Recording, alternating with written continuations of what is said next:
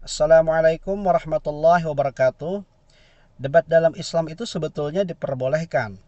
Sebagaimana dinyatakan dalam Al-Quran, Uda'u ila sabili rabbika bil hikmati wal mau'idhatil hasanah, wajadilhum billati hiya ahsan. Maka serulah ke jalan Tuhanmu dengan cara yang bijaksana dan nasihat yang baik, dan debatlah mereka dengan cara yang baik.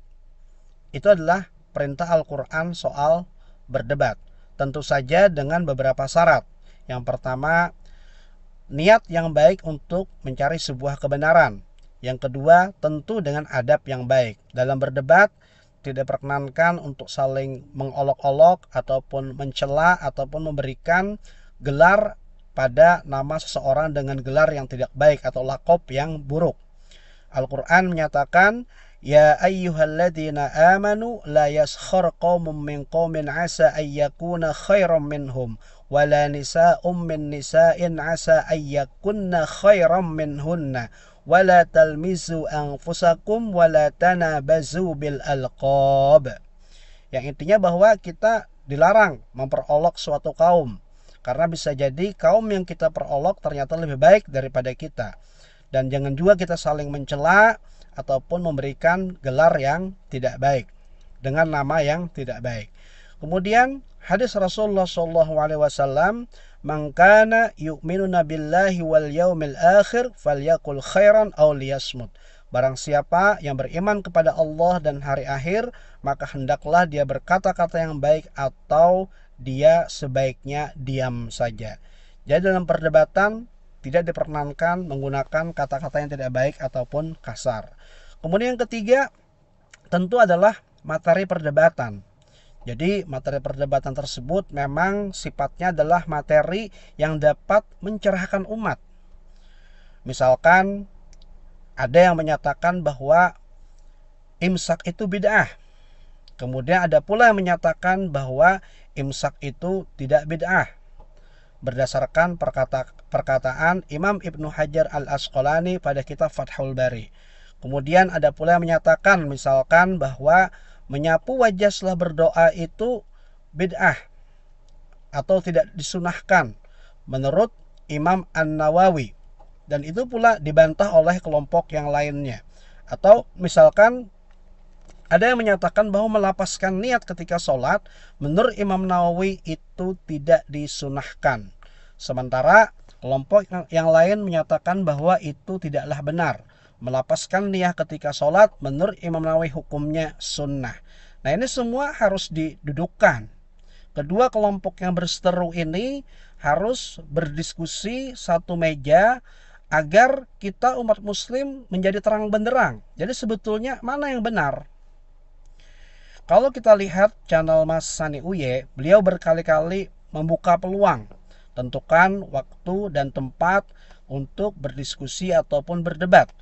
Sebetulnya tantangan ini bersifat terbuka kepada siapa saja, baik kepada ustadz-ustadz dari kalangan salafi, misalkan Ustadz Piranda, Ustadz Zulkarnain, ataupun Ustadz Zainal Abidin, dan juga terbuka sebetulnya buat para youtubernya, buat para pendukungnya. Kalau misalkan para ustadznya tidak berkenan, mungkin youtubernya bisa mewakili. Karena selama ini kalau kita lihat faktanya, Ustadz Sani Uye dalam mengupload sebuah video selalu menyertakan referensi, menyatakan rujukan. Itu satu. Kemudian rujukan yang beliau sampaikan itu memang valid adanya, artinya sesuai dengan fakta. Jadi kita sampai saat ini tidak menemukan suatu kebohongan dari apa yang disampaikan oleh Ustadz Sani Uye, karena memang menggunakan referensi, menyebutkan pengarangnya, penerbitnya siapa, di halaman berapa, bahkan teks daripada referensinya itu dicantumkan di layar, sehingga kita bisa sama-sama melihat. Ya, ini yang belum kita temukan dari teman-teman youtuber salafi. Misalkan youtuber Harry Pras, ataupun Our Life Muslim Channel, ataupun Ustadz Zulkarnain Al-Maduri. Kita belum pernah melihat mereka dalam mengupload sebuah video itu membuka referensi para ulama. Jadi kesannya hanya pendapat pribadi atau hanya sekedar potongan-potongan video. Saya tidak paham apa alasannya. Saya sudah katakan bahwa secara ilmiah itu paling tidak 3. Yang pertama, sesuatu itu disampaikan berdasarkan referensi ataupun rujukan, bukan atas pendapat pribadi. Yang kedua, sesuatu yang disampaikan itu sifatnya valid, artinya sesuai dengan apa yang tertulis dari referensi. Dan yang terakhir, tidak ada kebohongan. Nah, sebetulnya Ustaz Sani Uye sudah memberikan tantangan terbuka. Kapan berdiskusi, waktu dan tempatnya silahkan tentukan. Jadi bagi saya sebetulnya tidak ada lagi alasan dari teman-teman Salafi untuk menolak tantangan dari Ustadz Sani Uye. Tantangan dari Ustadz Sani Uye itu bersifat terbuka sekali lagi. Jadi bukan hanya ditujukan kepada ustadz-ustadznya. Kalau memang ustadz-ustadznya tidak bersedia, mungkin youtubernya bisa mewakili.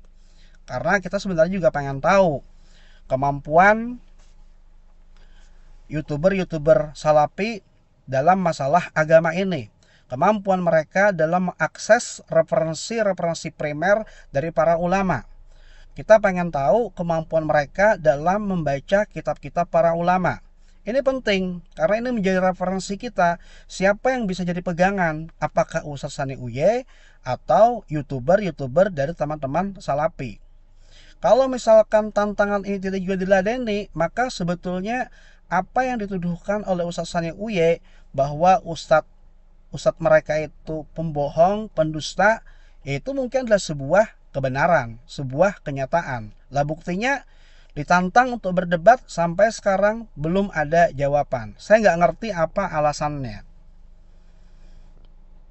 Ya, demikian yang dapat saya sampaikan. Dan akhirnya saya cuma bisa menyimpulkan tantangan Sani Uye itu mesti diladeni untuk membuktikan bahwa apa yang dituduhkan oleh Ustadz Sani Uye bahwa ustadz dari teman-teman Salafi itu adalah pembohong dan pendusta itu tidak benar. Kalau misalkan tidak berani menerima tantangan Sani Uye, mungkin apa yang telah dituduhkan oleh Ustadz Sani Uye adalah sebuah kebenaran. Demikian, wassalamualaikum warahmatullahi wabarakatuh.